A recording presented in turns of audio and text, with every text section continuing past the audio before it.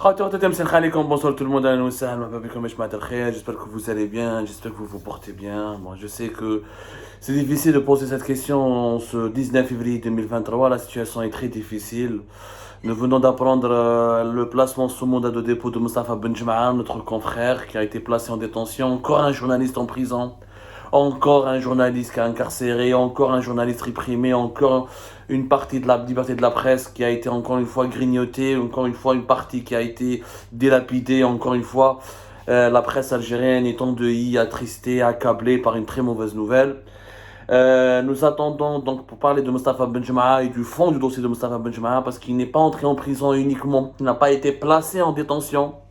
Il n'a pas été emprisonné uniquement pour la famille Al-Bouaraoui. On lui a collé d'autres affaires, notamment pour des échanges qu'il a pu avoir avec des opposants exilés et des journalistes indépendants établis à l'étranger, dont votre serviteur Abdou Samar, Hokom. Et effectivement, je constate et je confirme, Moustapha Benjma'a était un ami, un collègue, un confrère, et je ne vois pas où est le mal et où est le crime à avoir un lien ou là, à avoir entretenu un lien avec Moustapha Benjma'a.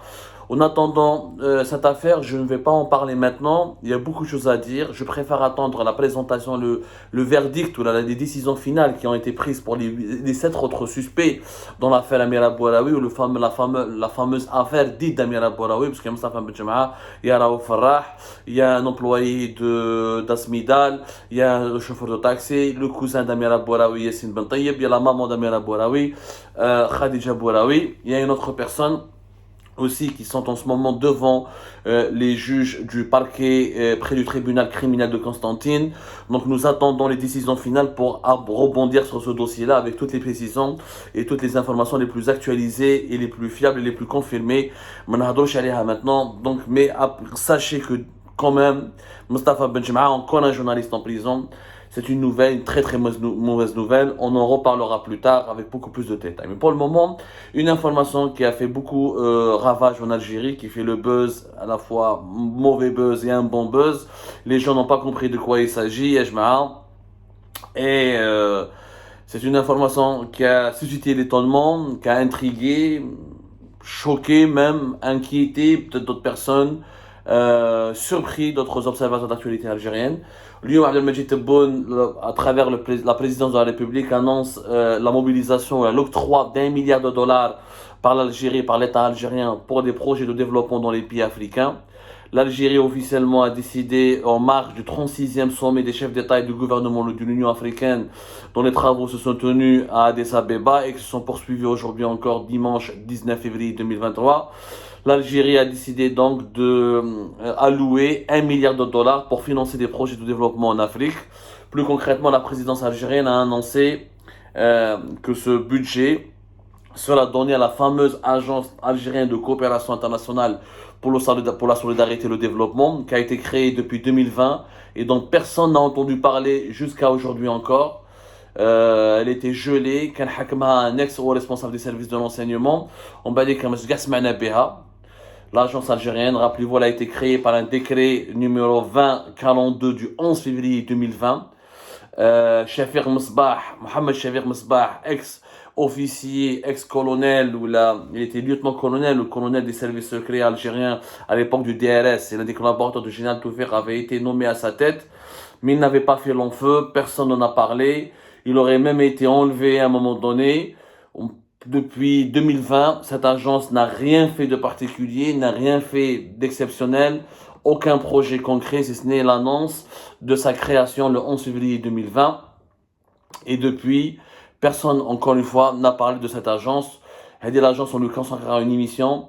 Mais le sujet alors, le président de la République, Abdelmajid Tebboune, il a fait une déclaration. Je vais vous la lire, qui expliquerait un petit peu les tenants ou les aboutissants de cette annonce. J'ai décidé d'injecter un montant d'1 milliard de dollars au profit de l'Agence algérienne de coopération internationale pour la solidarité et le développement, pour le financement de projets de développement dans les pays africains, notamment les projets d'intégration, ou ceux à même de contribuer à accélérer le développement en Afrique. Voilà ce qu'il a dit le président Al-Majid Tebboune. L'agence, selon une dépêche de l'APS qui cite donc qui cite le Premier ministre et le président de la République, donc la présidence algérienne, l'agence de presse gouvernementale algérienne, l'APS, elle explique que l'Agence algérienne de coopération internationale pour la solidarité et le développement devra entamer les procédures d'exécution de cette initiative stratégique en coordination avec les pays africains souhaitant bénéficier de cette aide. Donc, pas de planning, pas de délai précis, pas d'agenda précis. En tout cas, le budget a été immobilisé par l'Algérie. Ce budget, bien sûr, il a suscité de la polémique, il fait couler beaucoup d'encre. Naturellement, beaucoup d'Algériens et d'Algériens se posent la question comment on peut attribuer ou allouer 1 milliard de dollars à des pays africains alors que dans notre propre pays, nous accusons un déficit de sous-développement énorme et des régions entières en Algérie souffrent de plusieurs problèmes de sous-développement ou la souffrent d'un sous-développement archaïque. Il manque d'eau potable, de gaz, d'électricité, d'accès aux soins ou d'accès à une éducation de qualité. Pas plus tard qu'il y a de cela 2-3 jours, à la fin de cette semaine, شفنا في طولقة في بسكرة un hôpital dans une situation catastrophique. Des citoyens pendant 2-3 jours ont organisé un rassemblement obligeant le Walid de Beskara à se déplacer jusqu'à cet hôpital de Tolga où il n'y a absolument rien. Je dis bien c'est un cimetière, c'est pas un hôpital. D'ailleurs les manifestants, les habitants de Tolga, ils ont exposé un cercueil comme ça devant l'hôpital de Tolga pour dire que ici dans cet hôpital on ne vient pas pour se soigner mais on vient pour mourir. Je venais les témoignages des familles, des patients qui ont témoigné sur les réseaux sociaux, qui ont parlé même au Walid de Beskara lorsqu'il est venu s'enquérir de la situation. Il y avait une réunion entre le Walid de Beskara et les habitants de Tolga. L'un des patients qui avait un enfant malade, il raconte de façon consternante comment son fils malade hospitalisé est obligé à se réveiller 3 fois par nuit pour libérer son lit et le laisser un cas plus urgent en attendant qu'il doit subir des soins intensifs, en attendant que le lit puisse se relibérer une deuxième fois afin que cet enfant hospitalisé puisse retrouver son lit d'hôpital. Et en attendant, c'est le père qui le prend en charge dans ses bras, dans une salle d'attente.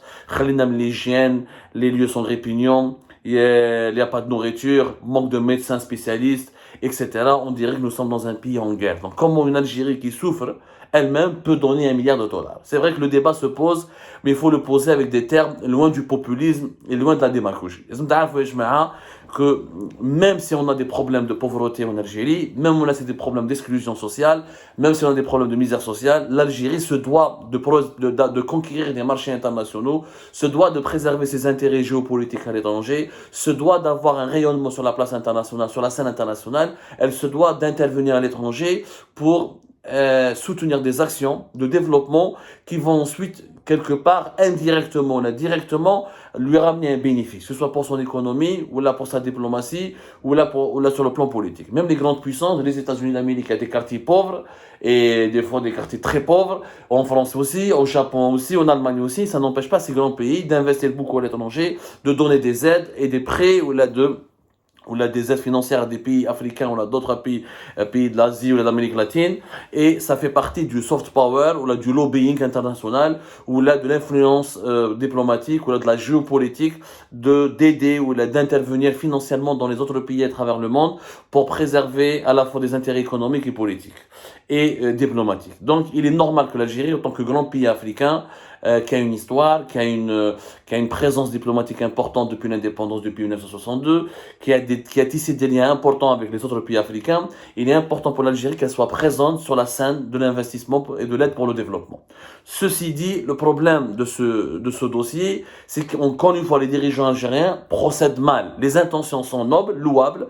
Les intentions des dirigeants algériens dans ce domaine sont louables. L'Algérie se doit d'être là et d'accompagner les autres pays africains pour se développer. Il faut savoir que le développement des autres pays africains va normalement arranger et faire les affaires et arranger les intérêts de l'Algérie, puisque plus les pays africains se développent, plus on aura des marchés qui vont consommer des produits à forte valeur ajoutée. Donc cela signifie que l'Algérie pourra leur exporter des produits, que les entreprises algériennes pourront leur exporter des produits et ils pourront faire du commerce avec ces pays-là et tout le monde est gagnant. Ça s'appelle un deal gagnant-gagnant. Mais si ces pays-là seront toujours sous-développés, ça va encourager le terrorisme, ça va encourager la pauvreté, ça va encourager l'immigration clandestine, ça va encourager la criminalité sous toutes ses formes, notamment la contrebande. Et donc, plus ces pays sont pauvres, moins les autres pays africains comme l'Algérie, l'Égypte, le Maroc ou la Tunisie, ou là, qui sont plus ou moins plus développés, comme en Afrique du Sud, moins ces pays-là ne pourront profiter. Nous avons tous intérêt à ce que tous les pays africains évoluent, se développent et entretiennent un pouvoir d'achat significatif et respectable et intéressant, où là connaissent des croissances économiques fortes et dynamiques, pour que toute l'Afrique puisse profiter, parce qu'il y a ce qu'on appelle les investissements interafricains. Malheureusement, l'Algérie ne réagit pas en investisseur. Elle réagit en tant que bienfaiteur. Or, l'Afrique n'a pas besoin de bienfaisance, elle a besoin d'investissement. Et l'Algérie n'a pas besoin de donner de l'argent gratuitement. Elle a besoin d'investir de l'argent, de faire des placements financiers, de faire des placements économiques ou industriels qui vont lui ramener des dividendes et qui permettront ensuite à des entreprises algériennes de s'engager vers des marchés à l'international et les pays qui exportent, ce sont les pays qui créent des emplois. Pour exporter à l'étranger, cela signifie qu'il faut fabriquer des produits localement et créer des emplois. Et quand tu crées des emplois chez toi, tu crées de la prospérité, tu crées de la richesse. Donc on a besoin de pays africains qui se développent pour qu'on puisse leur exporter, pour qu'on puisse leur exporter des marchandises qu'on pourra fabriquer chez nous et pour qu'on puisse faire du commerce avec eux. Donc c'est une très mauvaise affaire d'être entouré par des pays africains très pauvres, notamment des pays de l'Afrique subsaharienne, comme le Niger, le Mali, le Burkina Faso, le Tchad ou le Soudan, etc. C'est bien et c'est important d'aider ces pays-là. Or, on ne doit pas parler d'aide, ni de bienfaisance, on doit parler d'investissement. Le 1 milliard de dollars, au lieu de les donner gratuitement, l'Algérie devrait investir, c'est-à-dire prendre des actions, acheter des entreprises africaines, s'intégrer ou s'impliquer dans des projets économiques, construire des routes, oui, mais pas en faisant de la bienfaisance, pas en faisant des prêts avec zéro taux d'intérêt, ou avec des crédits avec des taux d'intérêt bonifiés, ou de l'aide pour financer la dette de ces pays africains. Les pays africains n'ont pas besoin de s'endetter, ils ont besoin d'investissement. Au lieu de donner 1 milliard à l'agence internationale, à l'agence algérienne de coopération internationale pour la solidarité et le développement, cette agence ne veut rien dire. Il faut être un grand pays comme les États-Unis, comme la France, comme l'Allemagne, comme la Grande-Bretagne, comme le Japon, comme la Turquie. Récemment, la Turquie l'a fait, c'est doté d'une agence de coopération internationale. Il faut être un pays riche pour pouvoir faire une telle agence pour aider gratuitement. Or, nous ne sommes pas un pays riche, nous sommes un pays pauvre. On est moins pauvre que les pays de l'Afrique subsaharienne, mais on reste un pays pauvre par rapport aux potentialités que nous avons de créer des richesses. Donc nous avons besoin d'aider nos pays frères africains à se développer pour qu'on puisse s'enrichir tous ensemble. Et pour cela, il faut des investissements. L'Algérie a besoin non pas d'une agence algérienne de coopération internationale, elle a besoin d'une agence algérienne d'investissement international, notamment d'investissement africain. Il ne faut pas parler de solidarité. La solidarité ne veut rien dire. Les Africains du Mali, nos compatriotes, nos amis du Mali, du Niger, ou là du Burkina, ou là de la Côte d'Ivoire, ou là du Togo, ou là du Soudan, ou là d'Éthiopie, n'ont pas besoin de solidarité. Ils ont besoin qu'on investisse avec eux. On voit qu'ils ont des idées, ils ont des projets. Et souvent, ces pays africains, notamment de l'Afrique subsaharienne, ou là de l'Afrique australe, ils sont plus évolués que l'Algérie dans pas mal de domaines. Dans la e-gouvernance, dans la gouvernance électronique, dans le paiement en ligne, dans le paiement mobile, dans la cybersécurité, dans le digital, dans certains types d'agriculture, dans certains types même d'industrie, tels que des pays africains plus avancés que l'Algérie. Ils ont un savoir-faire, ils ont développé des plateformes et des infrastructures de production. L'Algérie, donc, elle doit investir. Au lieu de parler de coopération et de solidarité, on devrait parler d'investissement et de co-investissement dans les pays africains. Prenons un exemple, parce que l'exemple ne va pas plaire, mais clairement, on sait tous quelles sont les ambitions de l'Algérie. L'Algérie veut investir 1 milliard de dollars dans les pays africains pour contrecarrer le lobbying marocain. Parce que le Maroc a investi énormément depuis 2014-2015, voire même 2013-2012. Le Maroc, depuis 2013-2012, s'est imposé jusqu'à 2021-2022 comme l'un des investisseurs les plus importants dans les pays de l'Afrique, notamment dans les pays de l'Afrique de l'Ouest. Et le lobbying marocain dans les pays africains a obtenu beaucoup de fruits, il a obtenu les fruits escomptés. Il a permis à beaucoup de pays de l'Afrique subsaharienne, notamment de l'Afrique de l'Ouest, de se désolidariser avec la question du Sahara occidental, de ne pas reconnaître le Polisario ni le Sahara occidental et de s'aligner sur les positions du Maroc. Le Gabon, la Côte d'Ivoire, le Sénégal, beaucoup de ces pays, notamment de l'Afrique de l'Ouest, le Bénin, etc., ont tissé des liens très profonds avec le Maroc. Le lobbying marocain a permis à des banques marocaines de s'installer à l'étranger, la Royal Air Maroc de couvrir beaucoup et d'obtenir de grosses parts de marché dans ces pays étrangers, aux entreprises dans l'agroalimentaire, dans le transport, les entreprises marocaines dans l'agroalimentaire, dans l'assurance, dans les finances, dans les startups marocains, d'investir et de gagner beaucoup d'argent en Afrique.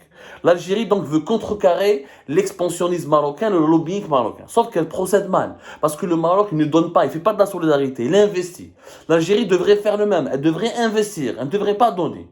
Maintenant, comme des chiffres, par exemple, c'est ce que fait le Maroc. Le Maroc, par exemple, en 2022, il a investi à l'étranger l'équivalent Donc là, tu es comme les chiffres, les jma'a, l'équivalent, en 2021 par exemple, il a investi à l'étranger l'équivalent de 1,6 milliard d'euros. 1,6 milliard d'euros. Les investissements qui ont été réalisés par le Maroc à l'étranger, 1,7 milliard de dollars. L'Afrique, les pays africains représentent 58%, entre 58 à 59%. C'est-à-dire que les pays africains constituent 58% à 59% des pays destinataires des investissements marocains à l'étranger sont les pays africains, notamment les pays de l'Afrique de l'Ouest et notamment l'Égypte. Les Marocains investissent beaucoup en Égypte, dans les pays de l'Afrique de l'Ouest. Et maintenant, les entreprises marocaines veulent même s'implanter dans les marchés de l'Afrique du Sud. Hadi, fait 2021. Fait 2022, ça a été beaucoup moins. Le Maroc a investi plus exactement à l'étranger dans la télécom 500 millions de dollars. Mais, donc c'était beaucoup moins que l'année 2021. Mais durant les années précédentes, il a investi, c'est-à-dire fait 2014, fait 2019, fait 2017. Il y a une tradition marocaine qui s'est instaurée d'investir à chaque fois. À l'étranger, des investissements, notamment dans les pays africains, ce qui a permis à des entreprises marocaines, notamment aux banques marocaines. Aujourd'hui, vous allez trouver des banques marocaines en Côte d'Ivoire, vous allez trouver des banques marocaines au Sénégal, en Mauritanie, vous allez trouver au Burkina Faso. La Royal Air Maroc, elle est plus présente que la Air Algérie. Et naturellement, ça pose des questions. Il y a des rapports de force qui sont en faveur du Maroc. Nardons un exemple, un pays qui m'a par exemple la Côte d'Ivoire. La Côte d'Ivoire, par exemple, en 2021, les Marocains ont investi, plus exactement, la conversion de 110 millions d'euros. Rien qu'en Côte d'Ivoire. La Côte d'Ivoire, c'est un pays important de l'Afrique de l'Ouest. C'est l'un des pays qui réalise les taux de croissance les plus influents, les meilleurs taux de croissance économique de l'Afrique de l'Ouest. Et les entreprises marocaines gagnent de l'argent là-bas. Donc, le 1 milliard de dollars qui va être donné par l'Algérie en solidarité, les Marocains, eux, l'investissent.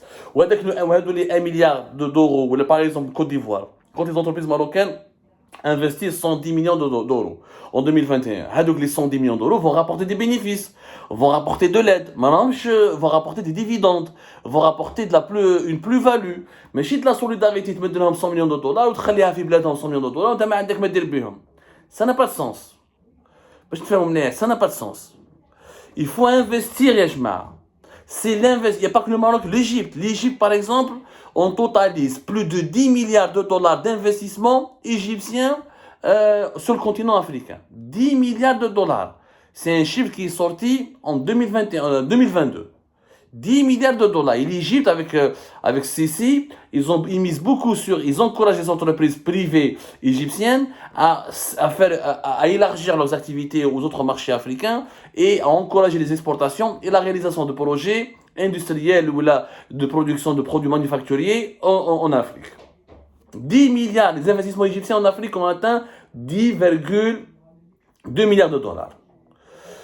Mais qu'est-ce que le Maroc? L'Afrique du Sud le fait, le Nigeria commence à le faire. Il y a les grands pays africains, le Maroc, l'Égypte, le Nigeria et l'Afrique du Sud, multiplient leurs investissements sur le continent. Pourquoi? Parce qu'ils ont compris que l'avenir de la croissance économique mondiale est en Afrique, que les marchés émergents seront en Afrique, que les futurs consommateurs qui vont dépenser le plus d'argent seront en Afrique, parce qu'il y a une croissance démographique importante en Afrique. L'Égypte a dépassé 100 millions, l'Éthiopie est en train de dépasser 100 millions, le Congo-Kinshasa est en train de dépasser 100 millions, l'Afrique du Sud va dépasser 60 millions, le Kenya a dépassé 60 millions.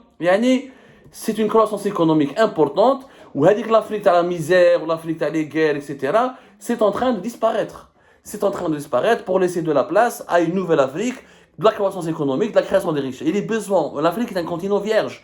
Il faut construire des routes, des bâtiments, des logements, des hôpitaux, des écoles, des cimenteries, des raffineries. Il y a des besoins dans tous les domaines. Donc l'Algérie gagnerait à investir, oui, mais pas à exprimer sa solidarité. La solidarité ne veut rien dire. C'est un terme, c'est un concept qui a été utilisé dans les années 70 et qui ne veut strictement rien dire aujourd'hui. Ou solidarité avec quoi? Et par rapport à quoi? Ils ont besoin de créer des emplois et de créer de la croissance. Les entreprises algériennes, il faut les encourager. Malheureusement, les entreprises privées ont été détruites à cause de la crise politique de 2019. Il y a quelques entreprises étatiques, comme Sonatrach ou à l'Algérie, etc. Elles peuvent essayer de concurrencer un petit peu, mais il faut revenir au modèle égyptien et marocain, construire des champions économiques nationaux, notamment des groupes privés, les encourager à aller vers l'international, à conquérir des marchés en Afrique, à réaliser des projets en Afrique, et l'État et les banques algériennes devraient les soutenir. Avec le 1 milliard de dollars, au lieu de les donner en solidarité, il faut les donner pour soutenir des crédits à l'investissement pour les entreprises algériennes qui vont recruter, créer des emplois en Afrique et explorer de nouveaux marchés pour permettre à l'économie algérienne de croître et de créer des richesses et de renforcer ses recrutements depuis l'Algérie.